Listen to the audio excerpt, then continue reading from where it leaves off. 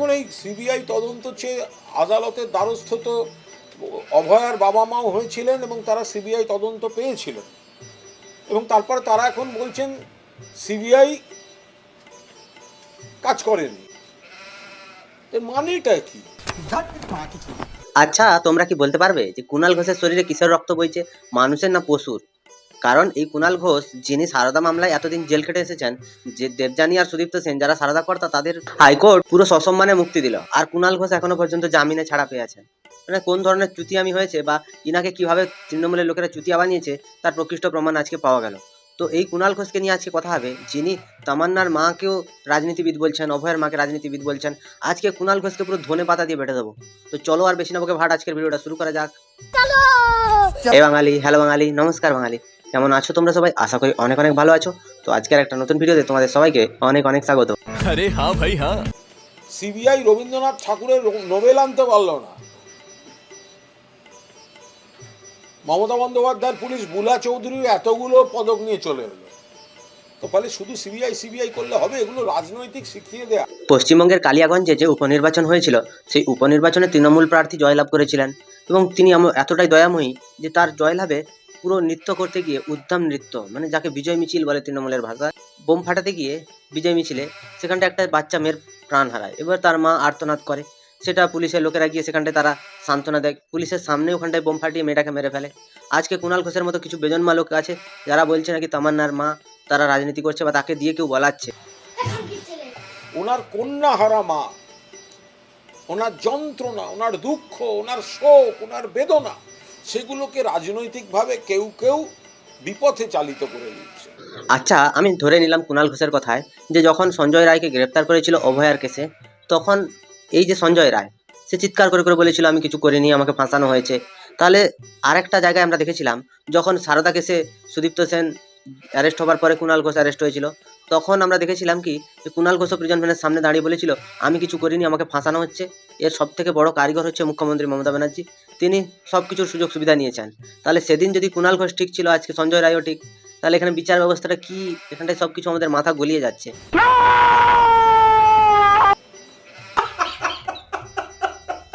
এই কুণাল ঘোষ তিনি ভালো করেই জানেন যে অভয়া কেসের পরে সিবিআইয়ের একটু মাত্রাটা নিচের দিকে এসছে, কিন্তু আজ পর্যন্ত সিবিআইয়ের উপরেও মানুষের একটু আধটু বিশ্বাস আছে।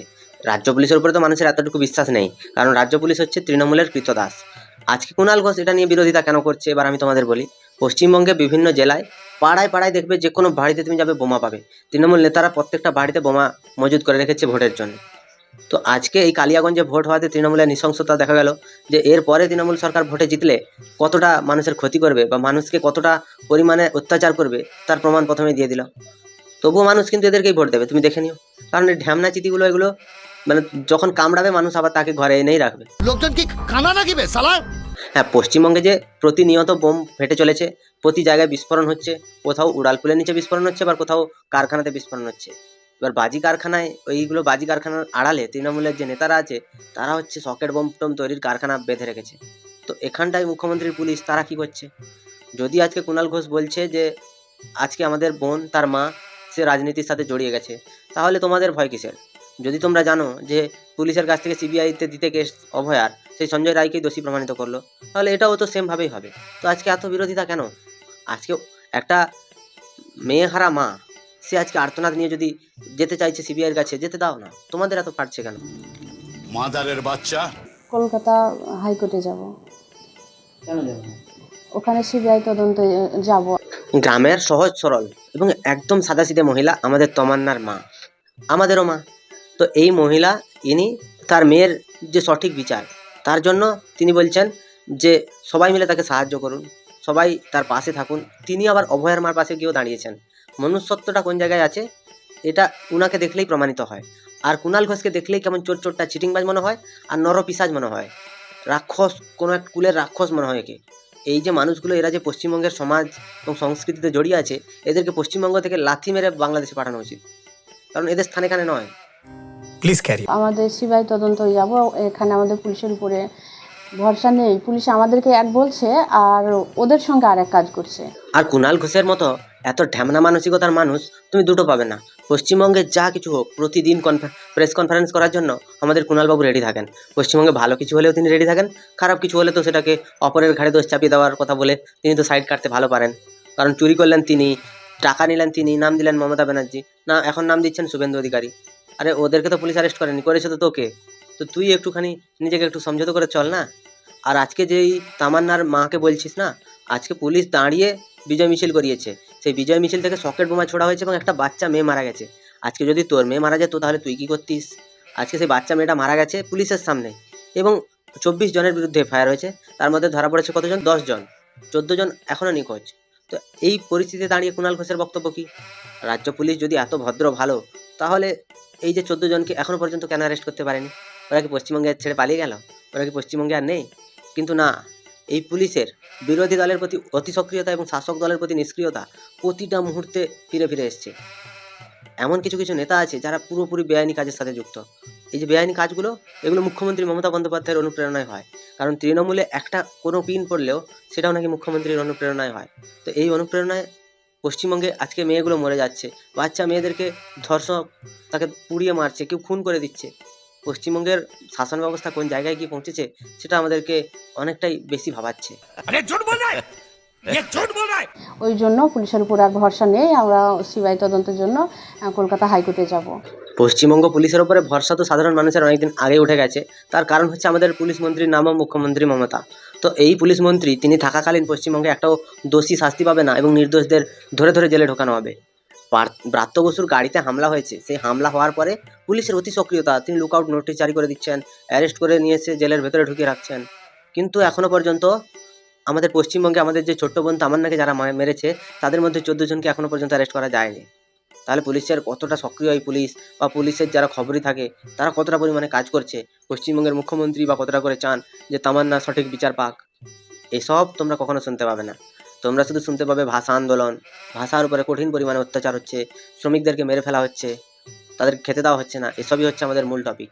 এই মুখ্যমন্ত্রী মূল দিকগুলো থেকে, মূল পয়েন্টগুলো থেকে মানুষের নজর ঘোরানোর জন্য ইনি বহু প্রকারে বহু রকমভাবে কথা বলেন। কারণ ইনার প্রতিটা কথাতে মিথ্যা স্পষ্ট, আর মিথ্যা বলতে বলতে ইনি পুরো মিথ্যাশ্রী অ্যাওয়ার্ডটাও নিয়ে নেবেন।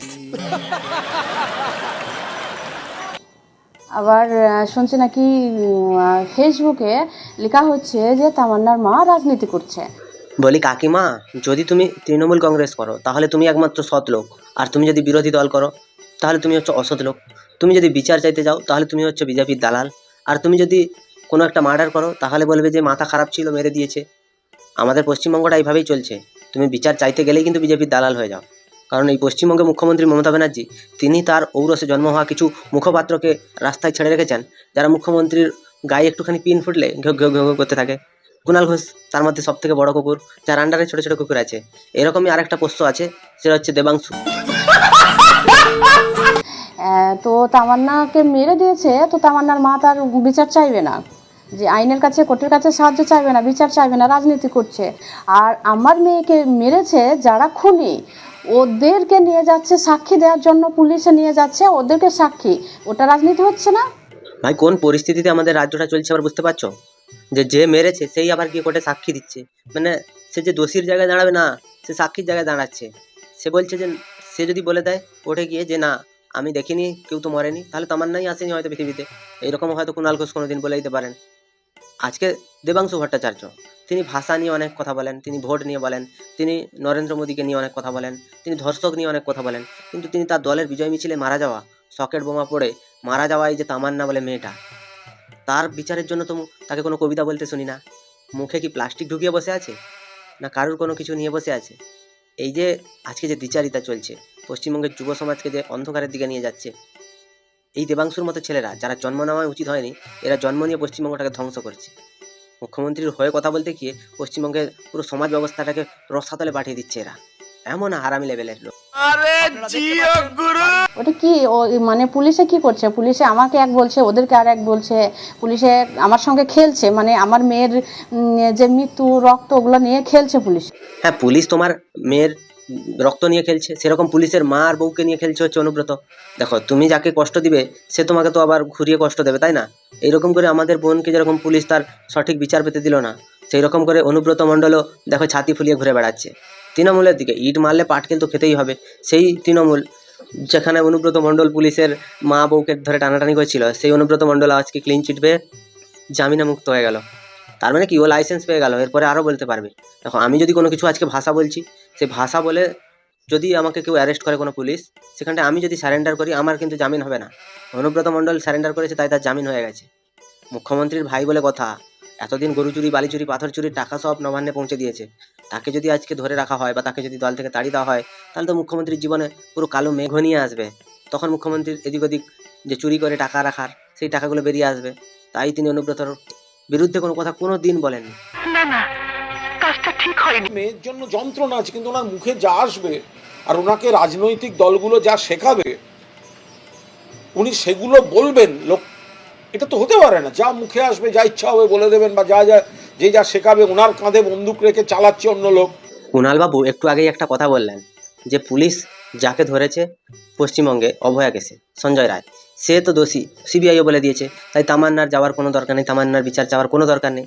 তাহলে আমি এই কুণালবাবুকে একটা কথা জিজ্ঞাসা করতে চাইছি যে উনি তো দেখেছেন আরজি করে যখন বিচার চলাকালীন, যখন বাইরে থেকে গুন্ডারা ঢুকে আরজি করের হসপিটাল ভাঙাভাঙি হলো, সেই যে লোকগুলো যারা ভেঙেছিল, যাদের মধ্যে কয়েকজনকে অ্যারেস্ট করেছিল, তাদেরকে জেরা করলেই তো আসল নামটা বেরিয়ে যেত, তাই না?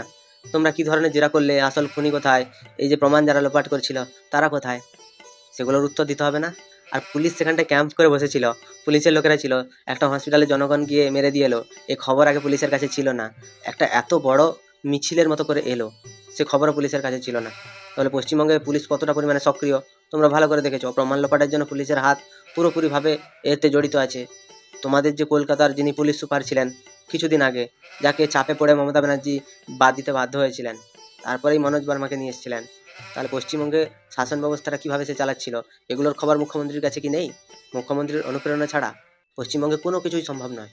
কারণ এই কুণাল ঘোষ যিনি অপারেশন সিন্ধু নিয়ে বলতে গিয়ে 4 বার মুখ্যমন্ত্রী মমতা বন্দ্যোপাধ্যায়ের নাম নিয়েছিলেন, তাহলে আজকে যে যে বিচার পায়নি তাদের কথা বলতে গিয়ে আপনি মুখ্যমন্ত্রী মমতা বন্দ্যোপাধ্যায়ের নাম কেন নিচ্ছেন না? কেন বলছেন না যে মমতা বন্দ্যোপাধ্যায়ের অনুপ্রেরণায় আজকে 14 জন দোষী যারা তামান্নাকে মেরেছে তারা ধরা পড়েনি? প্রতি পূর্ণ সম্মান আছে, পূর্ণ সহানুভূতি আছে, কিন্তু এই কথাগুলোর বিরুদ্ধে মানহানির মামলা আমি দায়ের করেছি। আমার আইনজীবী অয়ন চক্রবর্তী প্রসেসটা করেছেন। আজকের এখনকার নিয়ম অনুযায়ী মানহানির মামলার জন্য প্রথম দিন কোর্টে নিজে সশরীরে উপস্থিত থাকতে হয়, আমি ছিলাম। এবারে কুণাল ঘোষকে আমি একটা কথা বলতে চাই যে কুণাল বাবু, ওনারা তো নবান্ন অভিযান করেছিলেন, ওনারা ভারতবর্ষের নাগরিক। আমাদের ভারতের একটা গণতন্ত্র বলে জিনিস আছে, যে কেউ যেখানে হোক উনি তার আন্দোলন করতে পারেন, অবস্থান করতে পারেন, অভিযান যা ইচ্ছে তাই করতে পারে। পশ্চিমবঙ্গের গণতন্ত্র তাই বলে। তো তার কাজ নিয়ে তুমি কেন সমালোচনা করছিলে? তোমার কিসে ফাটছিল? তুমি তো রাজনৈতিক দলের বক্তা, তুমি তো রাজনীতির কথা বলবে। তুমি নবান্ন অভিযান নিয়ে কেন কথা বলছিলে? আজকে তারা মুখে যা এসছে তা বলেছে, তারা যে গালি দেয়নি, এটা তোমার বাপ দাদা 14 পুরুষের ভাগ্য ভালো। কারণ তোমাদের মতো নরকের কীট পশ্চিমবঙ্গে বেঁচে থাকার থেকে না থাকা ভালো। ये बहन चो सारे मिलके हमको पागल बना रहे हैं। মুখ্যমন্ত্রী মমতা ব্যানার্জি যেমন সব জানতা, তিনি সব কিছুই জানেন। পৃথিবীতে এমন কিছু জিনিস নেই বা এমন কোনো জায়গা নেই যেটা তিনি জানেন না বা সেখানে তিনি যাননি। তারপরে যদি কেউ থেকে থাকে কুণাল ঘোষ, তিনি এত পরিমাণে জ্ঞানী বা তার জ্ঞান চক্ষুটা এত দূর পর্যন্ত বিস্তৃত, যেখান থেকে তিনি তার রুমে বসেই বলে দিতে পারেন, প্রতিদিন প্রেস কনফারেন্সে তিনি বলে দিতে পারেন কোথায় কী হয়েছে, কেন হয়েছে, কী কারণে হয়েছে, এগুলো তিনি বলে দিতে পারেন। এনার মতো এত জ্ঞানী মানুষ আপনি পৃথিবীতে খুঁজে আসলেও একটাও পাবেন না। কারণ এরা ঢ্যামনা প্রকৃতির মানুষ। ঢ্যামনারা কী হয় জানো তো, পাক খেতে খেতে খেতে খেতে তারপরে কথা বলে, এটা হচ্ছে সেরকম। इसकी माँ का भोला चेहरा। তাহলে তো অভয়ার মা এবং বাবা, তাদেরও মানহানির মামলা করা উচিত কুণাল ঘোষের বিরুদ্ধে।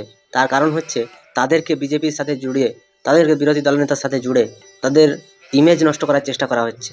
সেটা নিয়েও তো সে মানহানির মামলা করতে পারে। কারণ কুণাল ঘোষ প্রতিনিয়ত তিনি বলে চলেছেন যে আপনার মেয়ে মারা গেছে, আমাদের পূর্ণ শ্রদ্ধা আছে। তো শ্রদ্ধায় মারি গুলি। এইরকম মানুষ যারা একটা মৃত মেয়ে, তার মা বাবাকে নিয়ে উল্টোপাল্টা কথা বলতে পারে। নবান্ন অভিযানে যখন অভয়ের মার মাথা ফাটলো, তখন কুণাল ঘোষ প্রেস কনফারেন্স করে বলতে পারে যে সেটা নাকি বিজেপির লোকেরাই ফাটিয়েছে। আবার এই নবান্ন অভিযানের আগে কুণাল ঘোষ বলেছিল যে একটু দেখে রাখবেন অভয়ের মা বাবার যেন কোনো কিছু ক্ষতি না হয়। তো এই কুণাল ঘোষ, সেই সুয়ার কুণাল ঘোষ, এর নামে আগে এফআইআর হওয়া উচিত। তার কারণ হচ্ছে ইনি প্রথমে বলেছিলেন যে অভয়ের মা বাবার কোনো কিছু ক্ষতি হতে পারে। তার কারণে ইনি জানতেন যে পুলিশ মারবে। ঠিকই শুনছো, ভুল কিছু শোনো। শুধু কুণালবাবুকে একটা কথা জিজ্ঞাসা করতে চাই, যে আজকে সুদীপ্ত সেন আর দেবযানী এরা দুজন তো ছাড়া পেয়ে গেল, পুরো একদম ক্লিন চিট দিয়েছে, মানে এরা কিছুই করেনি, কিন্তু তুমি যে সারদা কেসে তুমি যে সুদীপ্ত সেনের টাকায় এত কিছু করেছিলে, তারপরেও তোমার জেলে যেতে হলো, সেটা নিয়ে তুমি মুখ্যমন্ত্রীকে নিশানা করবে না?